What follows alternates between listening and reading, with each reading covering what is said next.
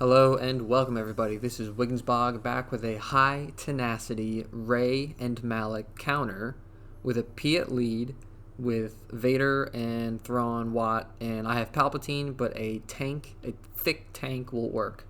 So now, first things first, there are several conditions that have to be met for this specific team to work. Without a tank, you need your Vader to go before Finn, otherwise Thrawn will just die. And your counter's ruined. If you do have a tank, then that should be fine. You might need to put the tank tech on the tank first before putting it on Vader.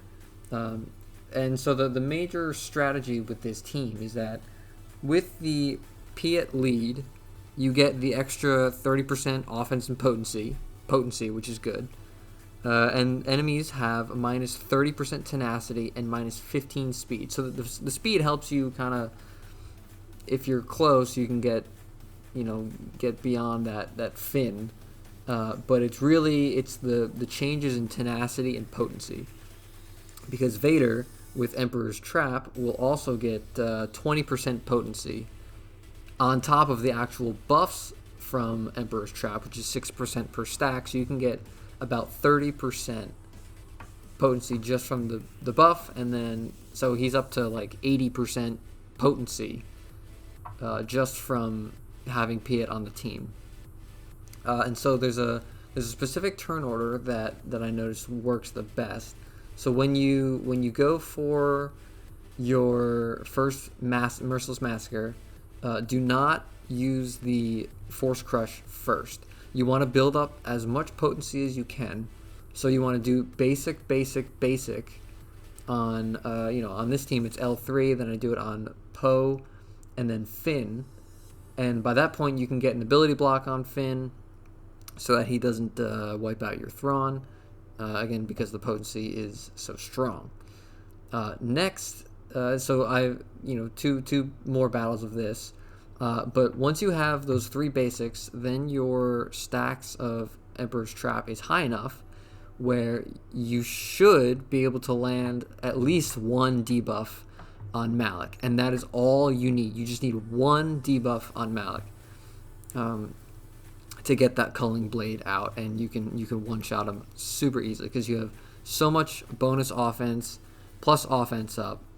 And so that works really well. I believe this one shows just like one or two debuffs, but it's the same strat. It's this one's a little bit messier because sometimes it can go a little wonky. But there you go, basic.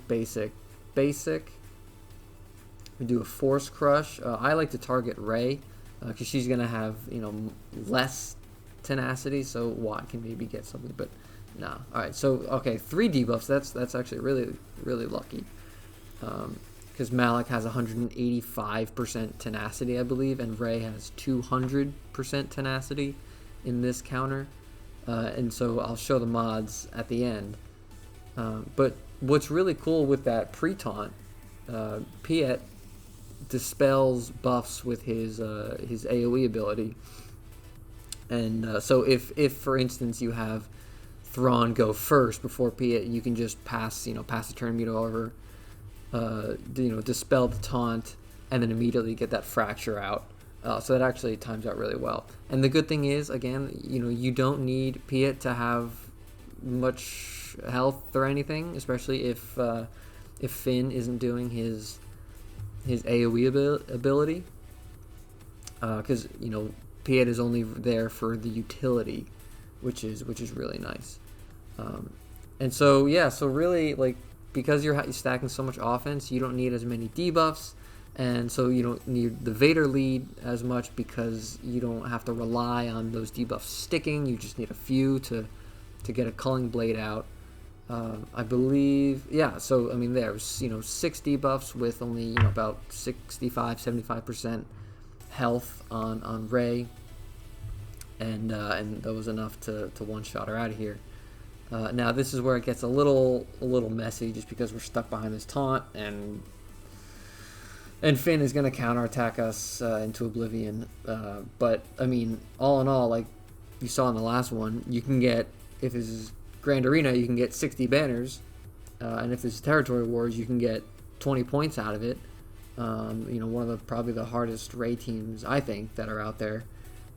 But again, you just need these conditionals met. So I'm actually just gonna let the rest of this play out. I got one more battle here. It's another somewhat messy one, but still gets the job done. It's I haven't seen anything beat these high tenacity Ray and Malak teams really at all. So thank you all for watching, and I will see you all next time.